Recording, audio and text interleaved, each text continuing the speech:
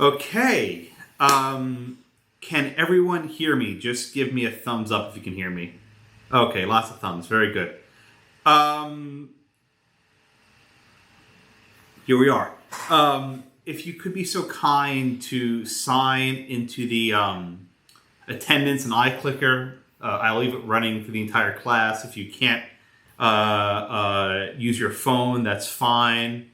Hold on, I have to admit other people. Admit all. Welcome all, welcome. If you could all just please sign into the iClicker in a minute, and I'll just give them another minute to sign in. The way this works is I have to admit people to the room. In theory, at least, I can exclude someone if they're not supposed to be here.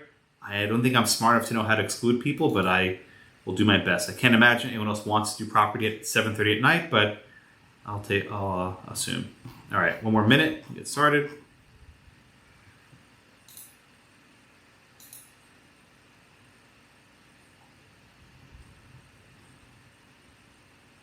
Okay.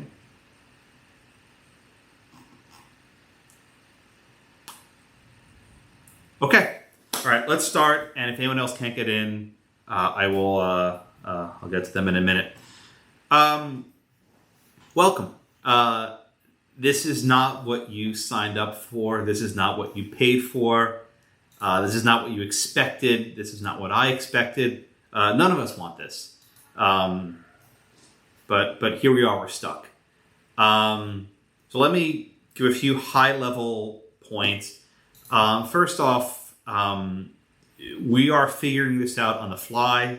I have a little bit of experience with this stuff, but somewhat novel for me. So there are going to be errors, there'll be kinks, there'll be things that don't quite work. So I encourage you to be flexible. The second, you're probably asking me, Josh, what do I do about the exam? So a few points in the exam, and let me just be very candid here. We are having a faculty meeting on Friday. This is where we decide everything. We can't just decide things on our own by email. I don't know what the school is going to do, but in the event that pass-fail becomes an option, I implore you to not treat this as a pass-fail class. Don't do it. You won't do well. This class is not easy, and exams are tough. And if you treat this as a pass-fail class, you're likely to fail. That's the way it works. If a professor has a choice between an A and an F, it becomes a very hard choice to make for people on the margin. People don't actually benefit from pass-fails. You can actually distinguish yourself if you do well. I don't think it works for anyone's actual advantage. You're judged on a curve. Everyone has the exact same situation. So I would not encourage it. No, not everyone gets A's. That's not how it works, Chris. The school makes the decision, whatever it's going to be, but I would not encourage it. Regardless of what the grading situation is, I would strongly encourage you to treat this as a regular class. Study as you usually would. Indeed, you don't have to commute. You're not going downtown anymore, so you actually have some extra time. But I understand now we have family obligations. I have a 15-month-old daughter who's going to the bathtub any minute right now. She hopefully doesn't run in here, but if she does, I think you'll understand. We all have families. We all have obligations. I don't know if any of you are essential employees. I sure as hell not essential, so I'm stuck at home for the next couple weeks. Anyone essential? Oh man, we got some essential people. Okay, so you're still going to work. Well, I appreciate your essentiality. The rest of us are simply surplus. But thank you for your service, as they say. So I'll try and teach this class as normally as I can. I sent an email with some high-level notes yesterday. I'll reiterate some of the points. When you sign in, if you could just put your last name, comma, first. About half of you did that, about half of you didn't. It's fine if you didn't do it today, but it helps me sort everyone in a much easier fashion. For recitation, I will go up and down the row alphabetically. That way you know roughly where you are. I send you a copy of the roll. If you have questions, you can hit the raise hand button. And that flags my attention. You jump to the top of the queue. If you want to put a question inside the chat box, you can do that as well. I actually don't care. Some of my colleagues do not want the chat window. I don't care. If you want to chat, that's fine. Office hours. I don't think any of you have actually come to my office after class, maybe one. But in theory, at least you could. Angie says you can rename yourself. Yes, that's very good. Thank you, Angie. Appreciate that tip. Here's what I'm going to do for office hours. After this class finishes, I'll click End Meeting, and I will start a new session, and I'll wait around for a few minutes. If you want to jump in and ask questions, you can do it. It's set up to be one at a time. That is, you all are sitting in the waiting room, and I let in one person at a time to ask your questions, and that way there's a little bit of privacy. That makes sense? All right. Questions so far?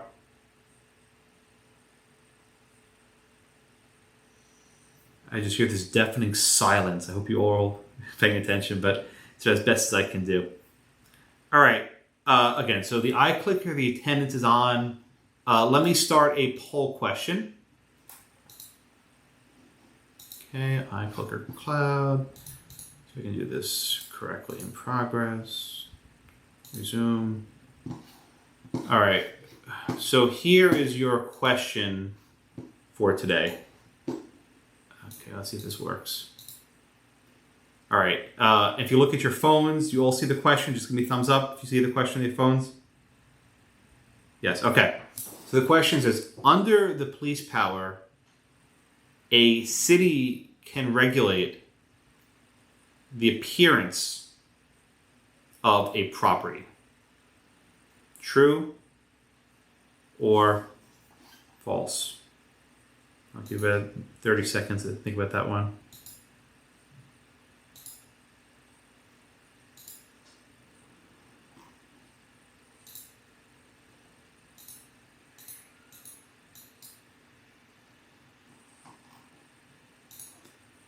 Okay.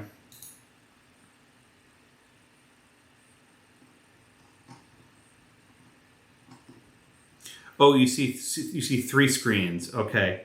I have a lot of monitors. I'll figure that out later. I have that 6 monitor here. If you want to see my setup, I actually need a mirror to do that.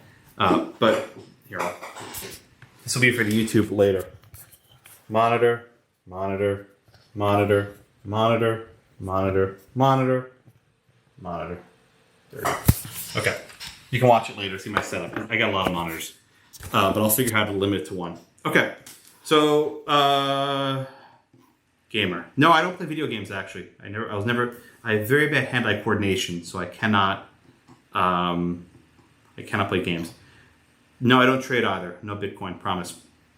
The question, if you couldn't read it, was, under the police power, a city can regulate the appearance of a property. True or false?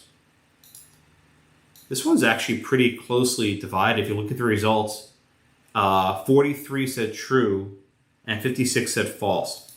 So let me start calling on people, and maybe we'll get to the right answer. Who did I leave off with last week? I remember I told that person. Alexandra, is that you raising your hand? Yes. Okay. All right. So let's call on you first. So let's start with an easy question, right? What is the police power? So the police power is when the government can tell you what you can and can't do. Very good. Very good. Can you be a little more specific? Like the categories? Yeah, that's good. So you have health, safety, the general welfare, and morals. Very good. Very good. Okay. The police power is the power of the states to enact laws. And these laws can promote the health, the safety, the welfare, health, safety, welfare, and the morals of the people. Indeed, we are all subject now to a quarantine order. What gives Judge Hidalgo the power to make us all stay in our houses? The answer is the police power. In fact, the state of Texas enacted a series of laws, Chapter 418, if you want to be precise, the Texas Code, that gives the local executives power to quarantine us. And that's what we're living through right now. So again, the question was, does the police power allow the city to regulate the appearance of property. Elizabeth, I think you're up next. I said false. Okay, tell me why you said false. Basically, because they're allowed to regulate the property values, but not necessarily the aesthetics. Wait a minute. How do you regulate property values, Elizabeth? I don't know. Let's see.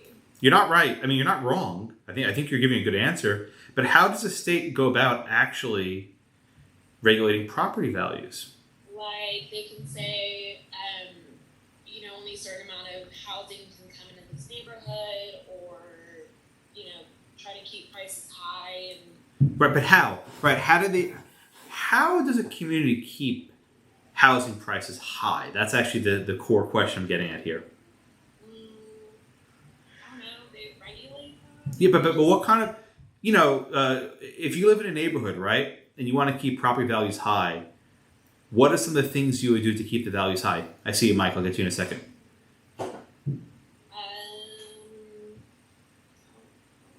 Mike raised his hand with the little blue hand. So tag in Mike. If you had a neighborhood that basically starts at like $400,000 or $500,000, it's a master built neighborhood where you're basically excluding people from building a lower income house. Well, Mike, that's right, but can the city enact a law saying that every house has to be at least $400,000 in price? Would that be such a law?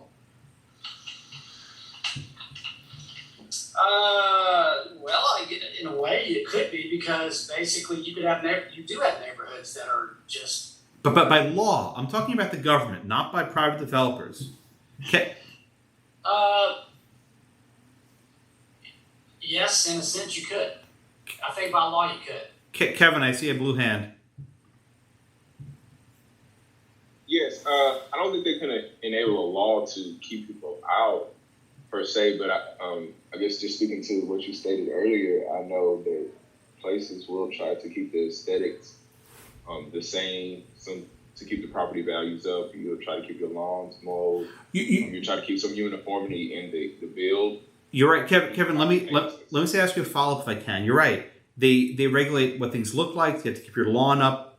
But what is the connection between appearances and keeping your lawn up and price? Just you're so close to the right answer. What is the connection? Yeah. How does keeping a certain appearance keep prices up? Well, because you can sell it for a higher value when you do the tax appraisals. Why though? Why does nicer? It's an easy question. I want to just say it. Okay. Why does nicer aesthetics give you a higher resale value? Because people pay more for better looking things. Yes, that's it. Yeah, that's it. He's right. Exactly. He's right. It's such a simple point, but I just needed it to be said. When you have things that look nicer, you can charge more money for them. Right? It's such an obvious point that we've all you kind of just assume. But let me just state it bluntly, right? When you have very specific rules about aesthetics, the idea is let's make it look nice. So people have nicer lawns, right? They have prettier exteriors. They have manicured gardens, right? Whatever it happens to be. That says, wow, that looks a nice place to live, right? I want to live there because it's really nice. And when multiple people want to live in a place, that increases the resale value, right? Now, let's see who's next. Is that Chris? You here? I'm here. So, Chris, let me ask you about the opposite, right? What happens if a neighborhood isn't well manicured? Oh, God. What happens if a neighborhood doesn't ensure that there's a certain aesthetic appearance? What might happen then to property values? The property values will go down. And because no one will want to live there. Right, no one wants to live there. And what happens, Chris, if property values go down?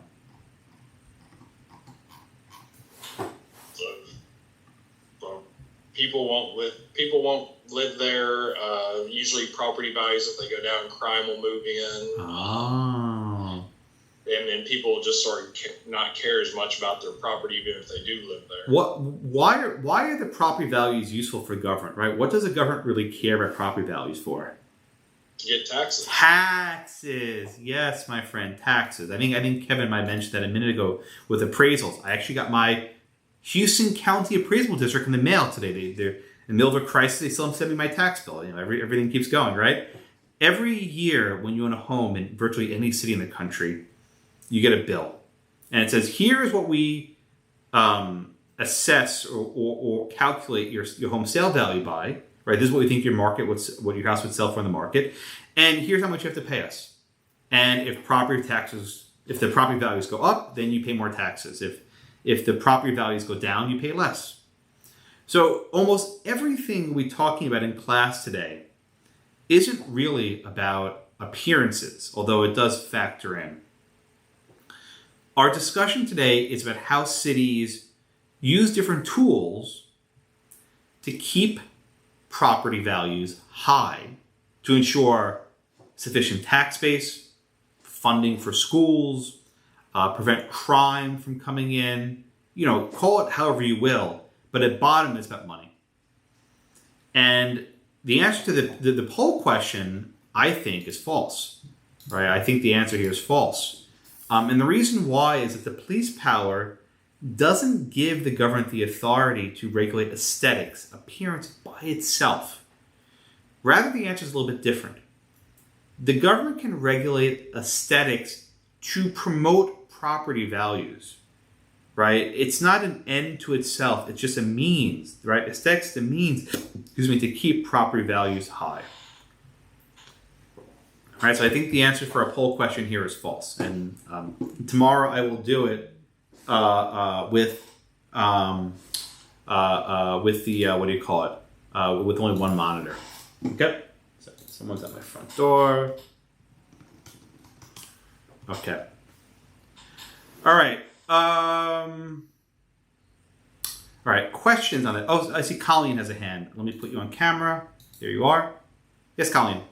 Hi. So I answered true because I thought that from the reading they could police the way that the property looks, but they had to be specific. They couldn't just be general. You're right. But the reason why they can regulate the way it looks is to promote property values. It's almost backwards, right? The cases don't even mention this point, which is why I started class off on this note, right? Every case that talks about aesthetics is primarily talking about property values. They won't even mention it in most cases. But you're exactly right. Once you start regulating aesthetics, there are rules of how you do it. It has to be clear, it has to be direct. You can't have things that are too vague. Okay?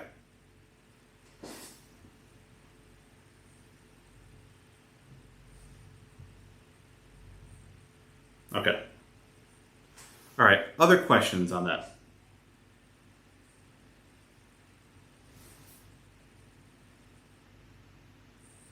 No? All right. Thank you, Colleen. So let's start then with our topic for today. Today we'll be focusing in on aesthetics and how the government can regulate appearances of property. So let's give a little bit of history. We started this topic with the case of Village of Euclid v. Ambler. And Village of Euclid was premised on three types of zonings. You had use districts, right? You had height districts, right? You had these specific rules about how someone's at my front door, and this is very annoying. I can't. Just 1 second.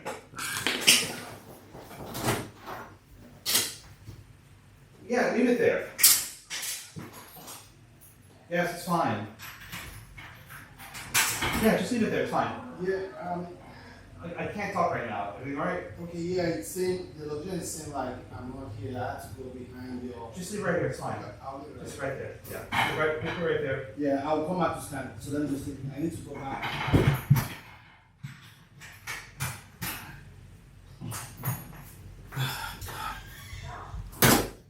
Amazon.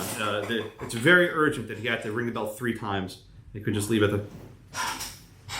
Okay, where was I? Okay. I'm sorry about that, guys. I'm glad he's wearing pants. Actually, I'm wearing a full suit. I considered just wearing, a suit top, but I figured, I may have to actually get up. So yes, I'm in a full suit. Yes, I will disinfect the packages. But this guy ring about 3 times at 8 o'clock at night. All right. Anyway, I appreciate that Amazon still doing deliveries. It's very, very nice of them. But anyway, so going back, we had the start of this topic with Village of Euclid, which discussed different types of districts, right? You had height, you had usage, right? But those weren't focused on how things looked. They were more functional. And you could describe with some specificity what you had. Today, it's all about appearances. And we have 2 cases, and I think these cases tend to really annoy students, for lack of a better word.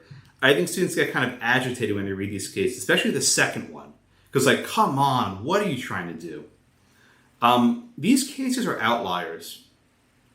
In most situations, courts defer to zoning decisions, right? In most situations, courts defer. These cases are a little bit different because the courts are a little bit skeptical. In the first one, they rule for the government. The second one, they don't. But in almost every case, the government wins these sorts of disputes. All right, so let's start with the first one. Tom, you here? Are you in the building or no? That's a fake background. No, it's just the background. Yeah, the virtual background. Okay. That's much. Wow, you're looking really trippy with that virtual background. Let me turn it off real quick. Oh wow, you're switching. I see. Okay. Tom, you want to give us the facts in the first case? State XREL Stoyanoff versus Berkeley. Oh, but by the way, I'll come back to you in a second, Tom. XREL, right? What the hell is XREL? XREL is a legal term that means on behalf of. On behalf of. So the case is called State XREL Stoyanoff, right? Who the hell is Stoyanoff, right? The person's not even mentioned in the case. Stoyanoff was a neighbor, right? It was someone who lived nearby that wasn't happy about this proposed construction. So basically, Stoyanoff is bringing the suit on behalf of the state. In most laws, there are cases where an individual, a private citizen, can enforce state law. Or in this case, it was the city law. So you have Stoyanoff, who I think was a neighbor, bringing the suit. And then you have Berkeley, right? Berkeley was the person who actually wanted to build the house. He is called the relator. R-E-L-A-T-O-R. Relator. The book doesn't bother defining this term, but I will. When you have one of these actions that's an XREL action, right? The person being sued is the relator. So Berkeley here is the relator. Okay. One last point, I'll come back to Tom. This case began in Ladue, Missouri. Ladue, Missouri. Does that name sound familiar to anyone? Anyone? No? Okay. We did a case a couple weeks ago called... Rebecca, you got it. Where are you, Rebecca? Here, unmute yourself, please. Tell us what's famous about Ladue, Missouri. That's where they didn't want the African American family to move in because the neighbors were trying to say that there was like a covenant that you couldn't sell to. Exactly. Exactly. Thank you, Rebecca. Yeah. Ladue, Missouri, it's a suburb of St. Louis, a very wealthy suburb of St. Louis. And that's where the Shelley v. Kramer case came up. So the same town that had these racially restrictive covenants are also trying to exclude people who build funny-looking houses. So, you get a sense that this town really has a lot of time on their hands and that they're really obsessed with their property values. I'm skeptical of all these cases in general, but you can see the symmetry between these 2 cases. My boyfriend grew up there. He said they don't like ugly houses. Okay, whatever. I don't know what an ugly house looks like, but whatever. All right, Tom, patiently waiting. His gas mask is off. You want to tell us the facts in the case, please? Yes, sir. So like you were saying, the city of Ladue, basically on behalf of Stoyanoff, who I read was a homeowner, Berkeley, his neighbor, had purchased a piece of property, wanted to build a home. Right. Essentially, it wasn't the same as the rest of the houses. Nope. And so he had presented to the board some plans to build his house, and this board was made of like architects, and they basically said no because it wasn't traditional is the word I guess is what I'm looking for. So what do you call it? Let me see. So Berkeley was trying to say that the regulations were unconstitutional, essentially. That's what I was getting out of it, and the board argued essentially that because if he was allowed to build his home, it would bring down the property value of all the other homes, and essentially the trial court, it went all the way through, but the courts agreed with them and said, hey, you're not allowed to build.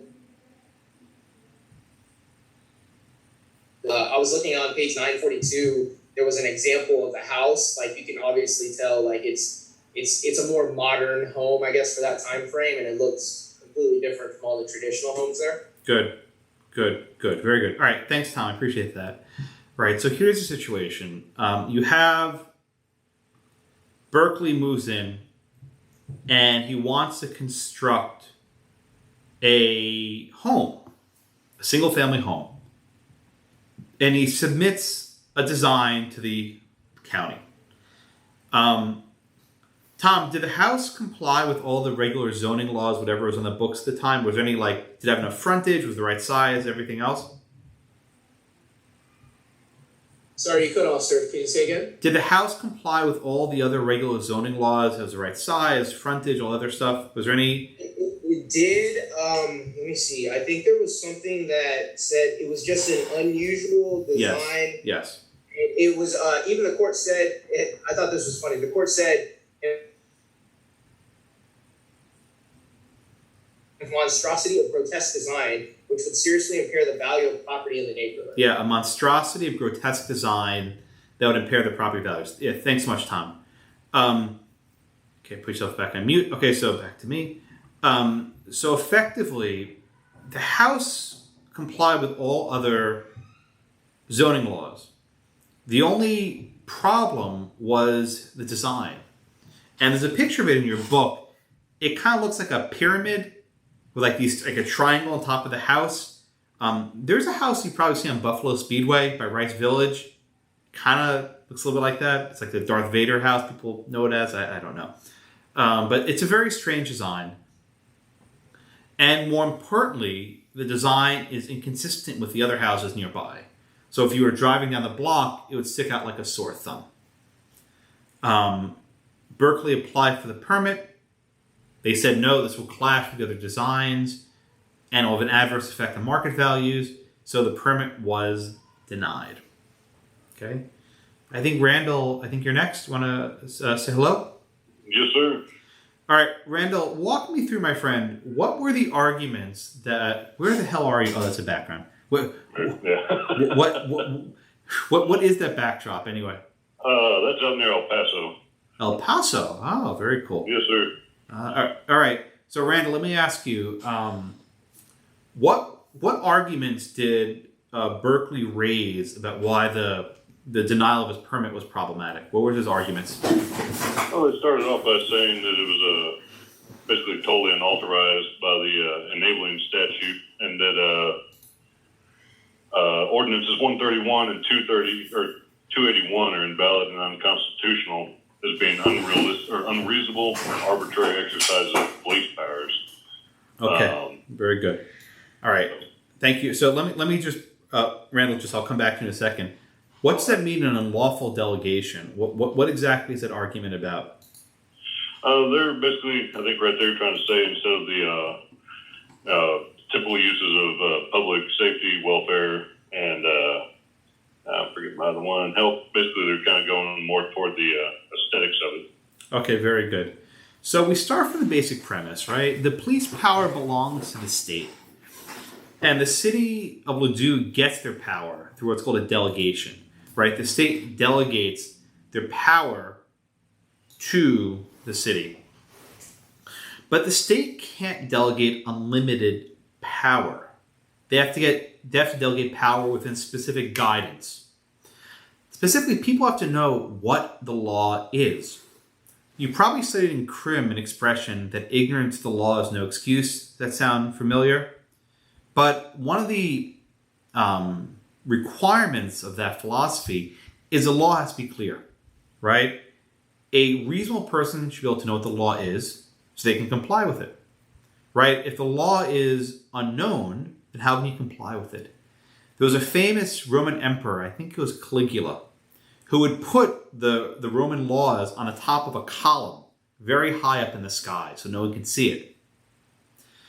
And the law was published, but no one knew what it was. In fact, I think one of the Harry Potter books had a similar theme that was based on Caligula. So we have this basic concept in law that the law has to be certain. And laws that are too vague are unconstitutional. Right? Why are they unconstitutional? We look to the 14th Amendment and the Due Process Clause. The state cannot deprive you of property without the due process of law. And one of the processes that's due is clarity. You have to know what the law is. And a law that's too vague is simply arbitrary. It gives too much discretion to the government, and it's unreasonable, and the government cannot enforce it. Okay? All right. Any questions at this point? If you have any questions, just click the little blue raise hand feature. And Jessica thinks the Darth Vader house is super cool. I don't care. You'll learn about me in this class. I don't care about aesthetics. Like I just had, I live in one of these HOA places, and they replaced my balcony. And the manager's like, "What color do you want to paint the front of your house?" Like, I don't care. And she was like, "What?" I'm like, "I really don't care. Whatever color is easier for you." She's like, "You don't care?" I'm like, "I really don't care what color you paint it." And she was just like, "Do you want this?" I was like, I don't care. Whatever you want. And she was just confounded. So even as a homeowner, I just don't care about colors. It's not important to me. I want the balcony not to collapse. After that, it doesn't really matter. Okay. Let's move on. All right. So the Berkeley argued that the statute was unconstitutional, right? Specifically, phrases like unusual in design, right? That's unclear. Or at least Berkeley thought so. Okay, what did the trial court hold? Justin, you here? Oh, Catherine, I'm sorry, Catherine. I didn't see your blue hand. I will come to you. Yes, Catherine. And then, Justin, you're on deck. So is this how they're able to semi-regulate aesthetics? Yes, exactly.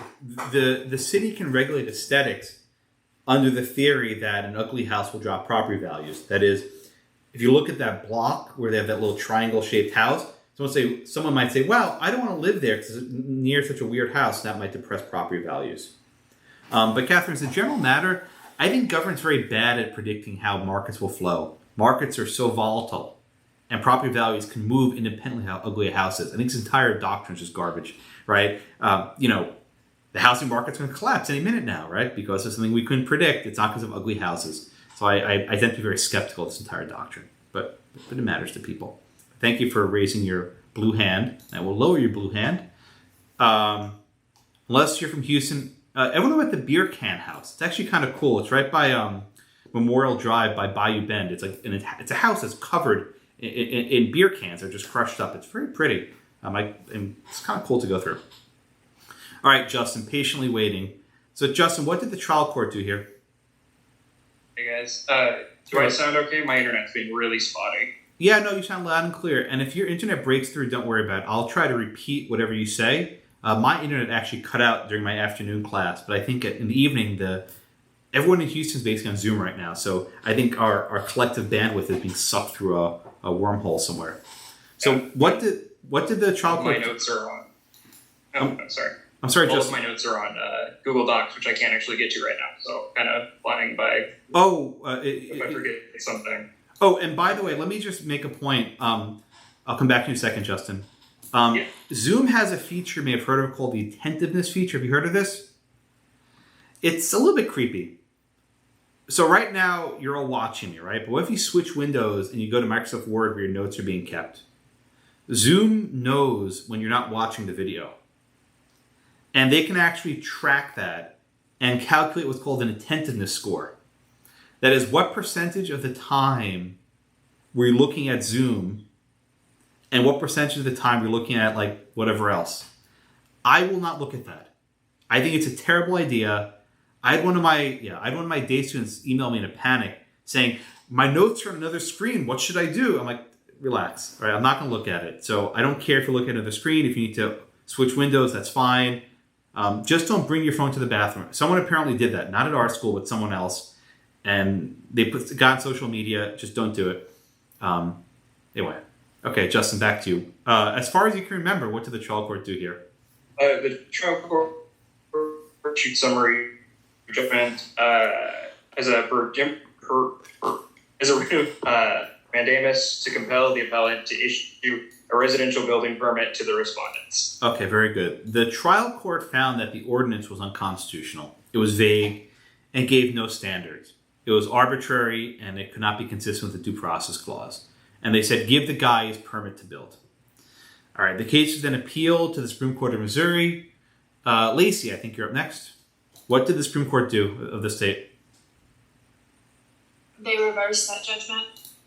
That's exactly right. Okay, and by the way, Chris asked, you can split with notes on the left and zoom to the right. I think anytime you click out of the Zoom window and remove the focus, it counts as inattentive. It's an insane feature. I'm not happy about it. I think the school will probably disable it. I think it doesn't send the right message. All right. So, Lacey, again, what did the Supreme Court of the state do? They reversed the trial court's judgment. Okay. All right. Walk me through the court's analysis, please. They said that it did fall under the police power because it was technically regulating the welfare of... Yes. Right. So, Lacey, remind us, what are the heads or the categories of the police power? Where there are four of them. Health, safety, general welfare, and morals. Right. And where does aesthetics fit in under those four categories? According to this court, general welfare. That's exactly right. And it's not just this court. Thank you, Lacey. This is actually a fairly standard opinion.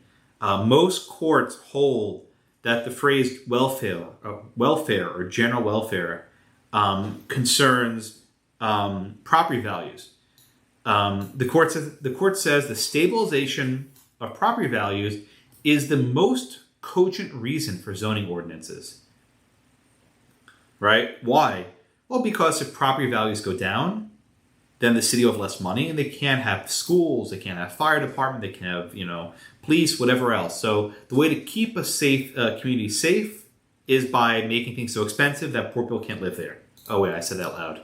But that's basically it. I don't want to say this too bluntly. Angie, you didn't like this case.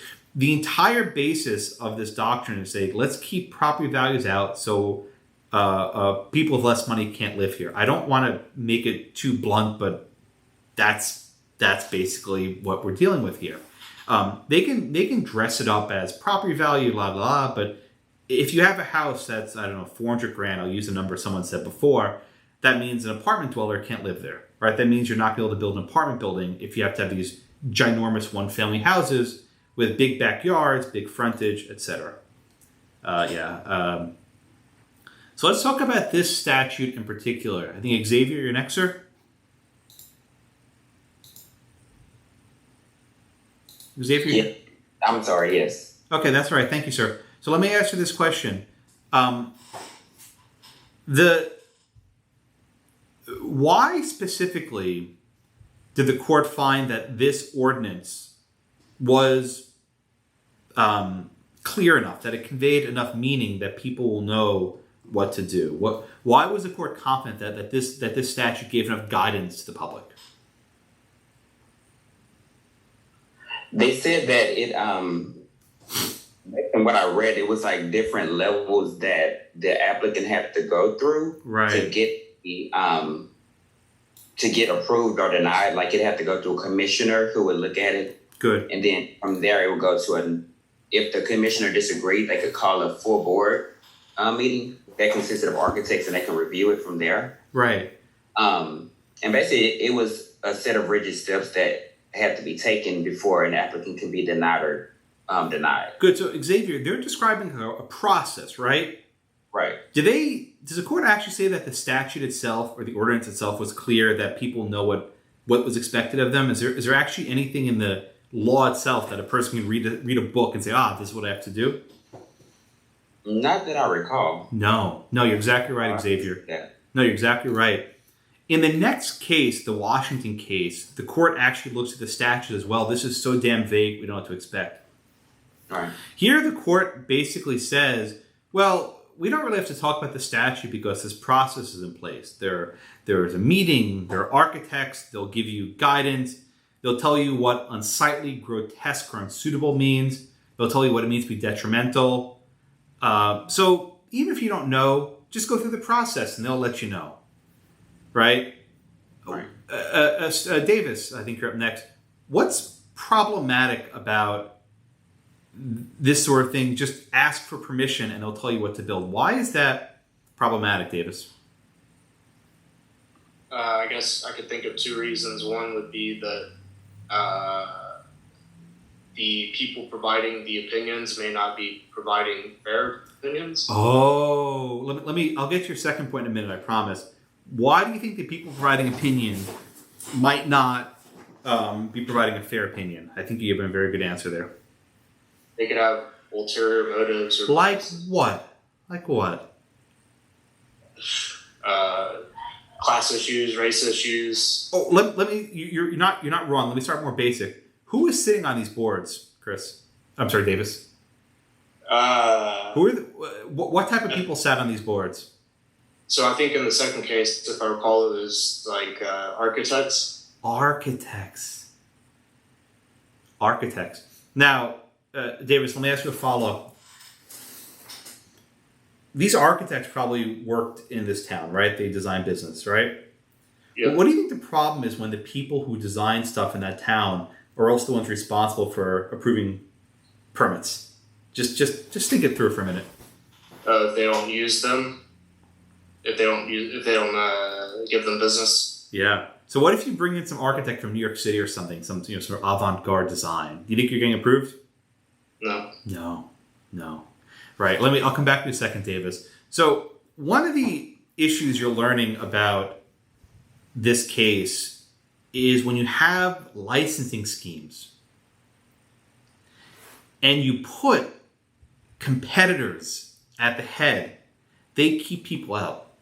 Right? In other words, if you want to get a building permit approved in Ladue, Missouri, you're going to go to one of the firms that these architects work for. Or you'll go to one of the firms of a competitor, maybe one of their friends, their best friend firm, right? But you're not going to bring in an out-of-towner, right? You're not going to get an original design approved unless it's like what everyone else wants. So yeah, there's a process in place. You can appeal it. Good luck with that. But they're only going to approve those they like. This is not limited to housing. No. You are all about to enter a cartel. And I don't use that word lightly. The bar, right? Who decides if you are qualified to be a lawyer? Other lawyers, right? The bar examiners are attorneys, right? They police the profession of who can get in and who can't. Terry has her hand raised. Yes, ma'am. Is that no, Terry? Yeah. Okay, I'm ready. Okay. Can you hear me? Yes, ma'am. I hear loud and clear. So I thought that the difference between this case and the case we're going to read next was on page 940, where they talk about the styles. They said colonial, Tudor, English, French, Provincial, and modern. But they said that the appellant's house was ultra modern, which is not on the list. Yeah. That's why they were able to deny him the permit. Right. Whereas the case we're going to read next, it was just vague and they didn't give any examples or any guidance. Well, that's absolutely, I think that's true. But how do you know what unsightly, grotesque, or unsuitable means? Are those words that are easily understood? Grotesque, unsightly, unsuitable? Well, that's how they described his design, but... Right, my point is, how do you know what... that's not... Yeah. That wasn't an ordinance. Yeah, I think Catherine said it's very subjective. I think those words are very subjective. In other words, the reason given for the denial was very subjective itself. Does that make sense? Yeah, that makes sense. But you think it was their opinion, but I just thought that the reason why he was denied in the other case, they said it was vague was because at least in the ordinance they listed or enumerated some styles that are recognized styles. You're right. You're right. Let me just summarize Terry's point. I think between the statutes, the Ladue one was more clear than the one in Washington. Is that fair, Terry? Yeah. The Washington one was much worse, but the Ladue one, the court primarily focused on the fact that you had this process that can help you decide what is permissible. And even though you have these styles, Tudor, colonial, I don't know what these things even mean, right? You're still having people decide whether your house fits within that model. So there's still some subjectivity, even within the realm of the Ladue Code. I mentioned attorneys decide who gets to admit you to the bar. Chris says people take 5 minutes to read your exam. Yes. By the way, the bar exam may very well be postponed this summer. That's a non-trivial issue. You're probably not thinking about it because you're not taking it. But this was the last administration of the Texas bar before the state switches over to the uniform exam. So right now our 3Ls are freaking out. Give them a virtual hug if you can, because they are panicking because they don't know when the exam will be held. It's a very strict study schedule. Now everything's being thrown off. So your son Jake is, he was in my class a couple of years ago. This is an issue. They may just cancel it and say take it in the following fall, which means you're now stuck with the uniform bar exam. That's not what they studied for. So South Texas has been in touch with this Texas Supreme Court, and we're trying to work this issue through. So just feel for your 3L friends. Okay? One other example. This is one of my favorite examples. In Louisiana, if you want to be a florist, you have to take an exam. Truly, yeah. Louisiana regulates the profession of florists. And part of the exam is you have to do a practical. We actually have to make floral arrangements that are judged, right? To see if you're good enough at arranging flowers. And who judges if you make a beautiful enough arrangement? Florists, right? Who are your competitors. So it's actually very hard to pass this exam, but to be a Louisiana florist, go figure. And the courts have actually upheld these regimes. So a lot of these sort of licensing schemes are done to protect those inside the cartel. All right, rant over. All right. So ultimately, the court says that this standard is constitutional, right? The board can decide what is unsightly, what's in the general welfare, and this law was not unreasonable. Okay. Questions on the Missouri case? Any questions?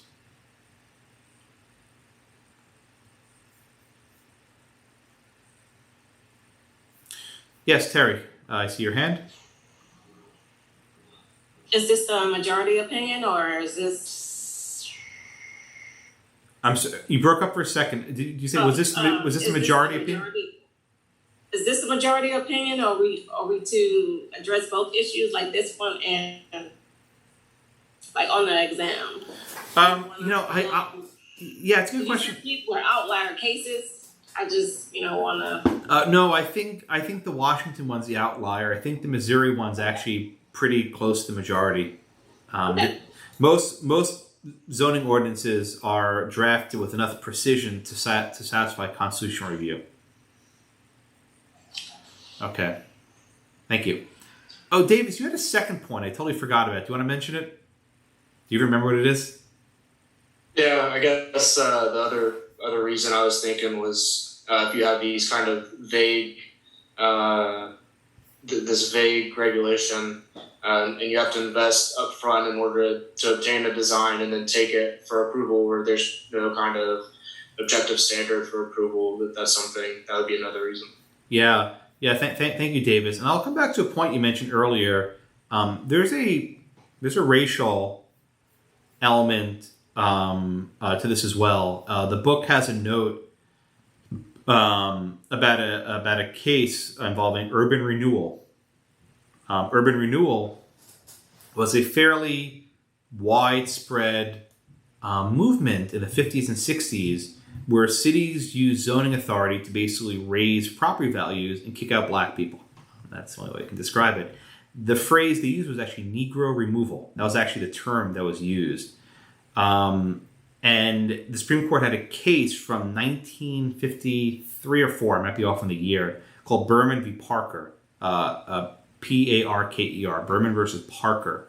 And this case involved the District of Columbia, where the city used eminent domain to seize this entire housing community to make something more profitable. And it was very much in keeping of using it to kick people out of the city. This was... you can't talk about zoning with that element. It's in there quite expressly. Okay. Any questions? I heard someone's voice. Oh, okay. Is that Terry? Okay, you're on mute. Okay, you went off mute for a second. That's okay. Gentrification. I think that's how you spell it. Right, yeah, Mike, that's another way of describing it, exactly. Okay. Any other questions in the first case, the Missouri case?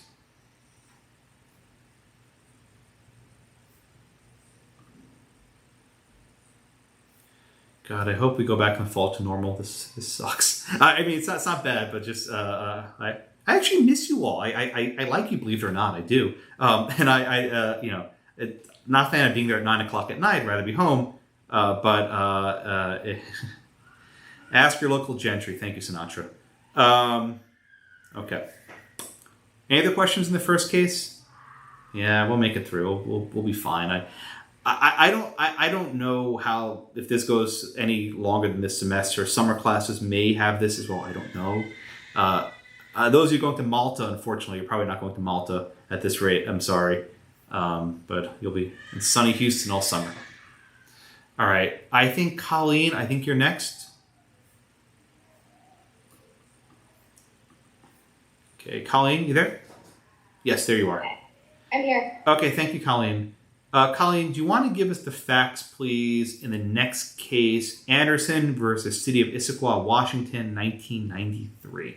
I'm glad you said that because I wasn't sure how to pronounce that. I think it's Issaquah. I'm not positive, but I think it's how you pronounce it. Okay. So Anderson owned property and it was zoned for general commercial use, and he wanted to build a commercial building for retail tenants. But he submitted a project plan like he should have to the city for approvals, and the Development Commission was guided by criteria, a relationship of building and site to adjoining area and building design. But the structure was, I guess, not the way they thought fit the neighborhood. I think they said stucco, like a blue roof. It didn't fit. So they came back with a whole bunch of suggestions, or I guess revisions to his planning. And I think it went back a third time. And they didn't approve for him to move forward with the build, essentially. They denied his certification. Okay, thank you so much, Colleen. Very good. So we have here a city in Washington. It's a fairly small city. If you just Google 145 Gilman Boulevard, you can see what it looks like. It's nothing special, right? This is not some sort of beautiful drive. It's a random residential street. There's gas stations and stuff. So you have Anderson, and he wants to build a commercial facility on Gilman Boulevard. at the time, there was an ordinance in place. And I think Terry's right. This ordinance was a lot vaguer. This ordinance says that the building must have a relationship to the adjoining area. It must have a relationship to natural settings. The components must be in proportion. The colors must be harmonious. There must be exterior lighting. And you must avoid monotony. Avoid monotony. So, Catherine, are you here? Hi, it's Kate. Yes. Okay. Oh, I'm looking at the roll. I'm sorry. Yes, Kate. I know your names with your seating charts. Okay. So, Kate, let's just go through these factors again, right? It has to be harmonious, but it has to avoid monotony. Do you see any problem with those two standards? It has to be harmonious with things around it, but it can't be monotonous. Well, it doesn't make sense, and it's too vague. Like, I feel like if I was a designer, I would kind of question that because I really wouldn't know how to go because they kind of conflict. No, exactly. You're right. That's exactly what I'm looking for. The conditions are in conflict by themselves. And one more, Kate. What is a harmonious color? What does that mean? I mean, maybe having the same color palette, maybe having complementary colors. Does the ordinance list specific colors that a person might want to use that they would be safe using? No. And the color wheel, there's so many colors that you really wouldn't, it would be so hard to pinpoint what exactly they need. Oh, they can. Thank you, Kate. In other jurisdictions, they'll give you specific, you ever go to Home Depot, the little paint swatches, right? There's specific codes for colors, and they tell you a specific color. In fact, where I live, they gave me a specific color to paint the back. I don't know if maybe I did. I can't remember. Someone else may have. But they gave me very specific colors. But this guidance was very vague. All right. Now, most people feel bad for Mr. Anderson because I think he legitimately Pantone. Thank you, Lesson. That's it, right? Pantone. That's what it's called. I think in this case, Anderson genuinely tried to do the right thing, right? I think he genuinely tried to do the right thing in this case, right? So we have 3 different rounds of revisions. The first one was from December of 1988. He submitted a design that had a blue metal roof and white stucco. All right, whatever. And the commissioner says that the facade, not facade, people have never seen that word every semester, facade. It's facade. It's French, I think. The facade did not fit with the surrounding areas. There was concern about color. It wasn't consistent. It needed more depth. They gave him an opportunity to revise his business style, or his building design. So he changed the roofing from metal to tile. He changed the color. He put on a blue trim. He added brick. Right? Desiree, you here? Desiree? Yeah, I'm here. Were the commissioners happy with that first round of edits, those changes he made? No, they didn't think the building was compatible with the image of the downtown area. Yeah, and just Desiree, let's just make this point blunt. Was Anderson himself drawing up these plans? No. Who was actually making these revisions at every single step? It was like an architect, like a project. Yeah, at his own cost, right? Thank you, Desiree. At his own cost, Anderson was using his architect, and that was expensive, right? It's not. Terry says they wanted a kickback. Maybe, I don't know. I can't speculate on that. But at a minimum, the guy was paying his own architect to make the revisions. Okay, so that was the first meeting, right? Still wasn't happy. So about a month later, in January of '89, I think they probably had a monthly zoning meeting. They come back with a revised plan. They added an overhang. They added accents. They added brick. They added colors. The concerns were still not satisfied. Right? At that point, back up to the top of the roll. We go number 1, Allah. Oh, yes, you're AA. Allah, you here? Yes, sir. Okay, so at that point, Anderson asked the commissioner, what do you want? Like, what do you want me to do? Just tell me what you want me to do and I'll do it. And what did the commissioner say back to him? I believe that there's a certain feeling that you have to have whenever you drive through Gilman Boulevard, and it's the same feeling. Yeah. What, Ala? I mean, you're a reasonable. You're a reasonable person. What does that mean? Drive up and down the block, and do that. What does that mean? It's pretty much given it from an individual viewpoint. It gives it absolute vagueness to where multiple people can have different outlooks at what's harmonious to the area.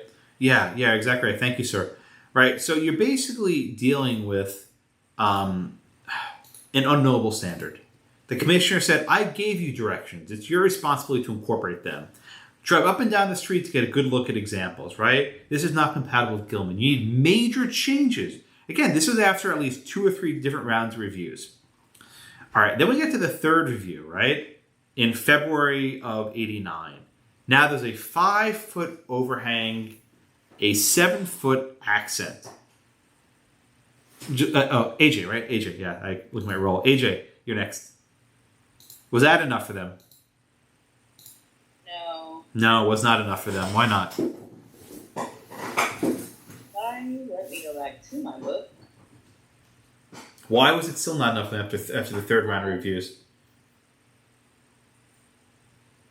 They said they called for large floor-to-ceiling windows. Yeah. A glass front is necessary to rent the space. Because, as the previous person said, he had driven down Gilman Boulevard and taken notes. Right. And what did the commissioner say after all this, this long process? What did he want him to do?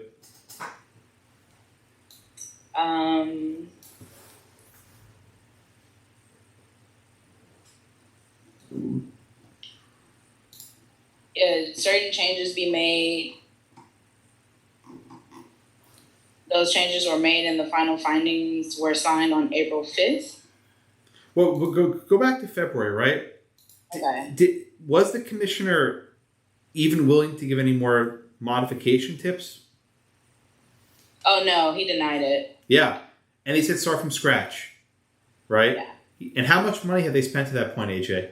$250,000. 200. Thank you. $250,000. And this was also almost 30 years ago. I mean, whatever the amount, it's more than it is today. So Kate is right. This is very expensive. $250,000 just to design the damn thing. Hasn't even broken ground yet. And after 4 meetings, they decide to deny the guy's permit. He appeals the city council, which is generally what you do. You have the first round of review, then you can appeal it. And the city council divided pretty sharp, 4-3, and they affirmed. The trial court ruled against him. And Anderson then brought his constitutional claims in the Court of Appeals. So, Caitlin, you are next. What does the Court of Appeals do here? So, can you hear me now? Loud and clear. Excellent. So the Court of Appeals reversed in finding that the ordinance finds the facility unconstitutional and void of vagueness. Okay. So it explains the statute that the statute has to give people a common intelligence and a hint of what their law is saying. Good. And that the law can't leave people guessing, that it means that the code section here did not give enough. It just didn't give efficient guidance to the resident. Good. So it was just kind of like sending them in a tailspin. Yeah, very good. Very good. Thank you so much, Caitlin. We have here a situation of void for vagueness. That's that phrase used before, void for vagueness. The purpose of the void for vagueness doctrine is that you can't guess at a law's meaning, right?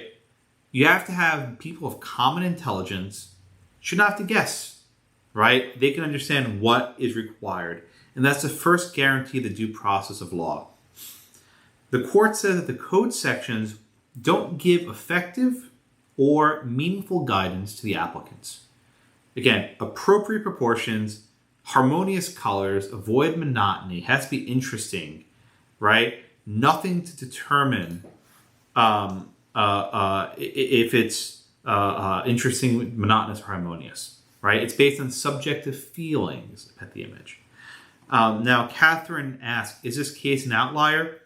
Let me answer your question this way. The law in this city is an outlier, right? Most cities are smart enough to avoid these stupid codes. They'll put in more specific guidance to be upheld. So this case is an outlier because this law is an outlier, right? Most cities are competent enough to not have such vague things where they say, oh, just drive up and down the block and that'll tell you what you need to know. I think that alone was why they lost this case. You can't tell someone, yeah, drive up and down the block, whatever you think, that's enough. I think I'm getting in trouble. I think the commissioner was a bit full of himself. He's like, oh, I know it's beautiful. Just drive around and you'll see what I see. If only you were as smart as I am in Issaquah, Washington, right? You can just see this guy standing there drinking his Starbucks, right? Throwing fish at the market, whatever he's doing at Washington. He was just very full of himself. And that comes through, and that's, I think, part of the reason why you lost. This is like the spite fence idea, right? When you're a jerk, you usually lose in these cases. Anyway, I'll finish that rant. The court also draws a distinction between facial unconstitutionality and unconstitutionality as applied.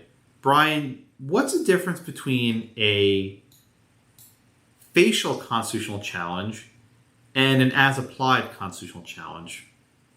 A facial challenge says that the law itself is unconstitutional, whereas the application is in how the law is applied to a certain individual.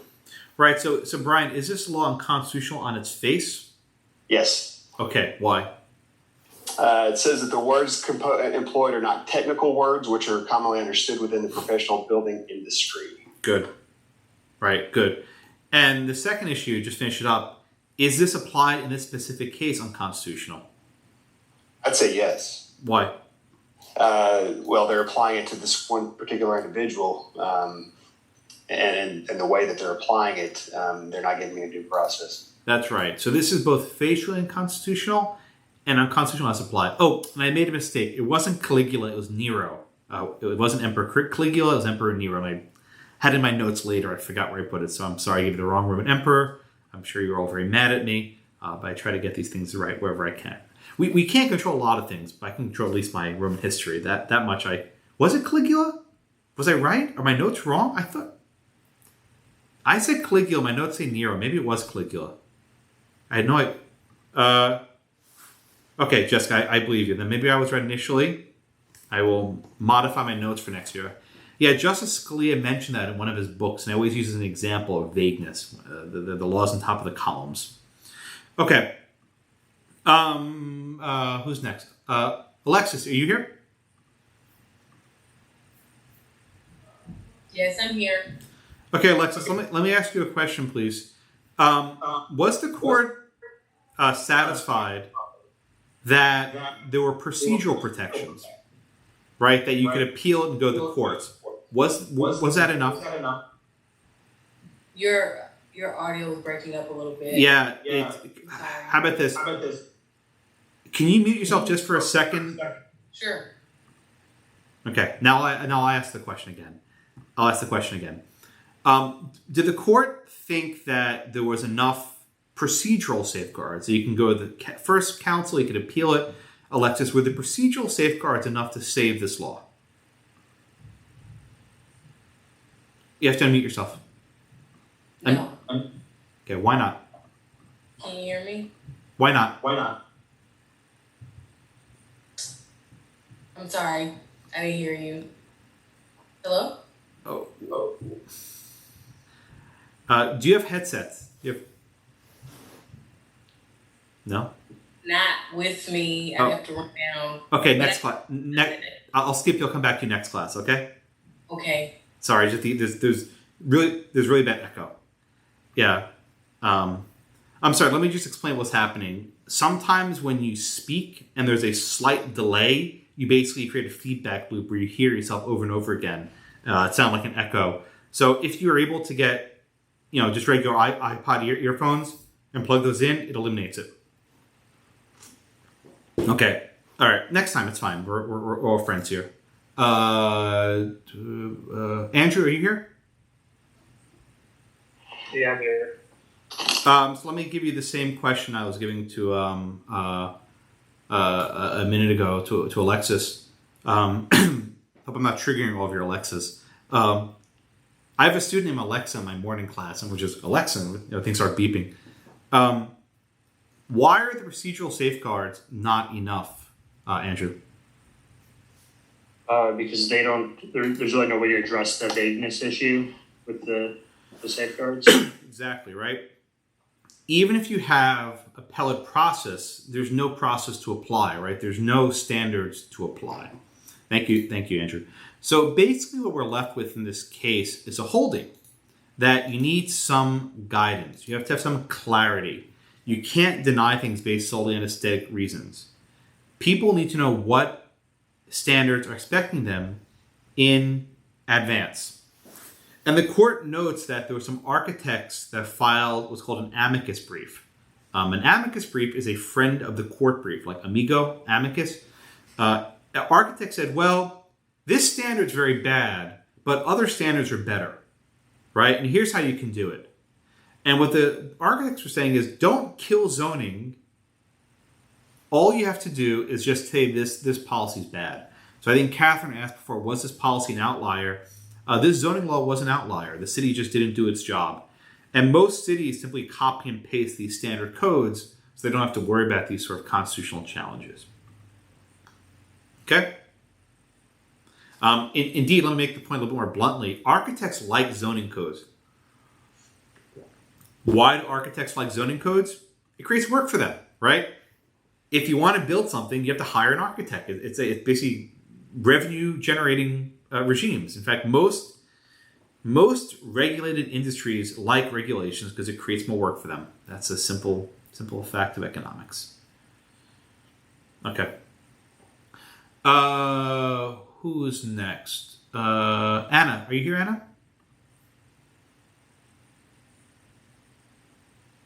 Yeah, I'm here. Did I see that you were homeschooling? How many kids? Did I see that right? 3. 3. Are they all homeschooled now? They are all homeschooled. They actually started homeschool last week. Oh boy, what are their ages? Break the week before. What are their ages? They're my youngest is 2, and then I have a 6 who's in kinder and a 7 who's in second. Oh boy, oh good luck. Let me ask you a question, Anna.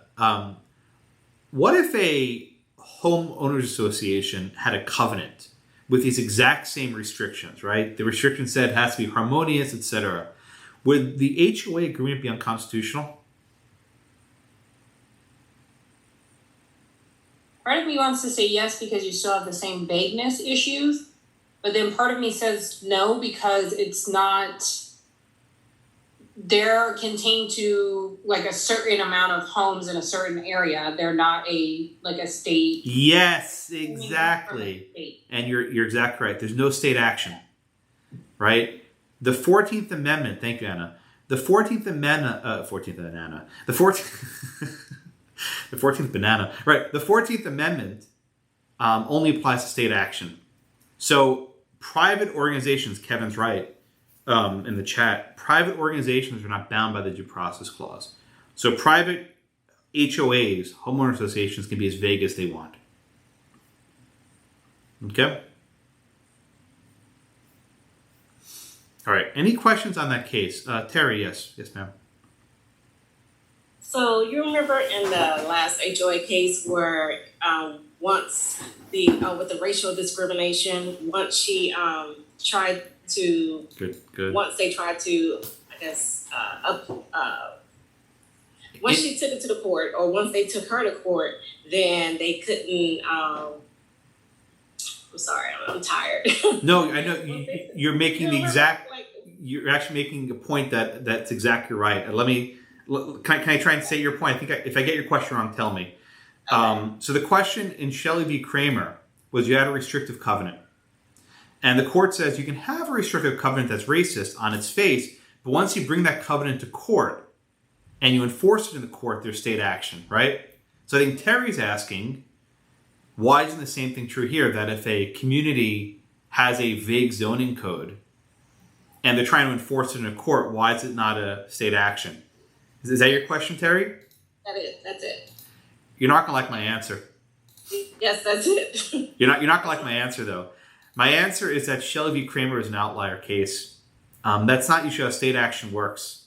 The courts routinely enforce unconstitutional contracts, but this was a decision for the time where the court didn't want to have racial covenants on the books. That's the short answer. I'm sorry. Oh, I know you wanted a better answer, but you're asking actually a very good question to bridge Shelley to this one. But generally, courts will enforce vague contracts, right? Do you remember anything in your 1L contract class saying, oh, well, that contract's void for vagueness, was unconstitutional?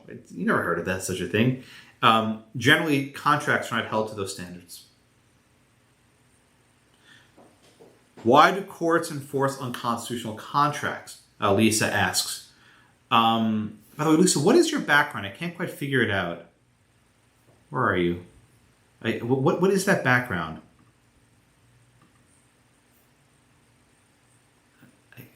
I hear silence. You're still on mute. Royal Court. Okay, what? Virtual she shed? What? Taj Mahal? I don't. Okay, this is weird. Whatever. Okay, I'm going back to me. The short answer is the Constitution only limits state action. So when private parties make contracts that are unconstitutional, the courts can still enforce them. Shelley is an exception. That's not a usual rule, and I wouldn't hold it up as a majority rule for other doctrines, right? If two people want to make a contract that says we will not, we will violate each other's speech, right? Easy example, right? We will not speak freely to criticize the government. Right, that contract would violate the First Amendment, but private parties can do this. So, example, non-disclosure agreements, right? NDAs, which I'm sure you're familiar with. NDAs say you can't speak on stuff. The government can't shut you up, but private parties can, and courts can enforce non-disclosures. There are actually limits. If you work for the government, you have classified information, right? Classified information, the government can actually shut you up. So I even take back a little bit. A she shed is the women's form of a man cave. I learn something new every day. Okay. Thank you, chat. All right. Other questions, either raise your hand or put it in the chat. I'd be happy to look at it. Where may I get this thing called oh God, stop. I'm not, it's too late for this. Let me move on to now questions. How does Langdell work? The short answer is Langdells will have their own Zoom links. And the same way you join my Zoom session, you'll join theirs. I'd like to do office hours right after class. I'll finish up in a minute or two.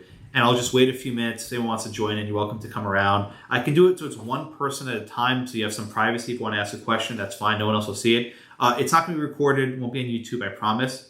But we'll have the opportunity to speak to me one-on-one. And I'll do it right after class, that way you're all here.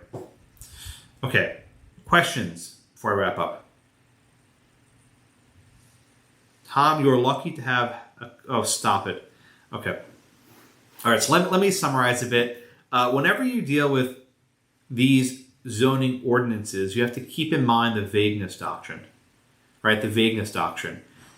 Most policies are sufficiently vague if they give guidance. So Terry asked, oh, colonial style, this style, those are probably good enough. But harmonious, not monotonous, without any certain colors, without giving you what colors they want, that's a little bit too vague. And if you have these vagueness issues, you can actually have courts say that they're unconstitutional. They violate the due process of law. Okay. That's all I have. Questions? Stop with the closets. Okay. Questions? All right. I'm going to end this meeting now, and I'll come right back in, and I'll see if anyone wants to talk to... Kevin asks, is it a factor analysis? Yes, my friend, it's balancing, unfortunately. There's no bright line rules of zoning.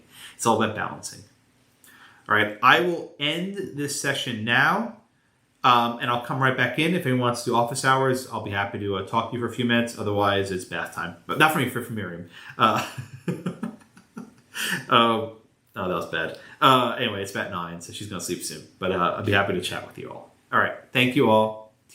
Stop it. It's my daughter. Stop. All right, good night, everyone.